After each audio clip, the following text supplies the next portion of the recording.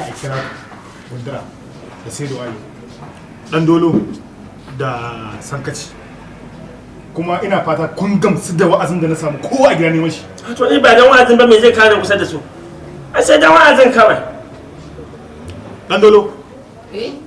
Ka gamsu da wa'azin da nema a gida na same ka gida ne maka? Yau idan da ka ce mun Allah ka ce mun manzon Allah ya kaga ba ni. Me ya hada ku gaba gundura da dan dolo? Kana ji ko? Na je na yi ciyawa. Da na gama ciyawa sai na biyo ta bakin rafi. Ina ya Allah babu ya Allah. Ina ya Allah babu ya Allah. Kadan kasan sai na fada cikin ruwa. Ina fada cikin ruwa.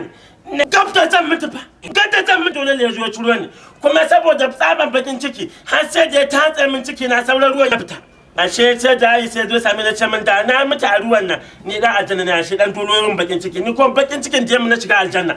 Da zina aljanna na. Da mama ta na 70 ciro ni. Saboda mugunta. Shine dalilin ka bani. Mi dan dole kai ko mi hada ku gaba da gundura? Yawa!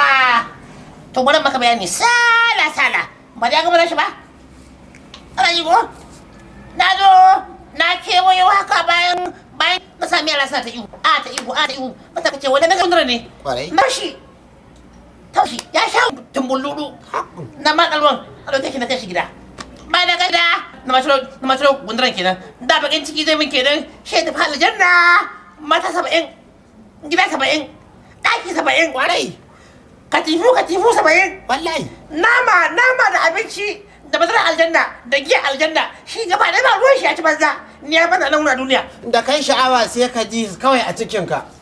Shi ne kawai na ce to alhamdulillah gwamma na taushin gaba ɗaya kenan shi ne ya zo har gidana ya ce mun ba ni ba shi mun raba jiha. Ka yadda an mai fara kenan. Ina kake? Kai ma haka ne? To abin da ya shafe shi an ni ya shafa. Kai ma abin da ya shafi kun da shi shafe ka Sosai. Na aljanna na. Mata 70. to ku tsaya ku ci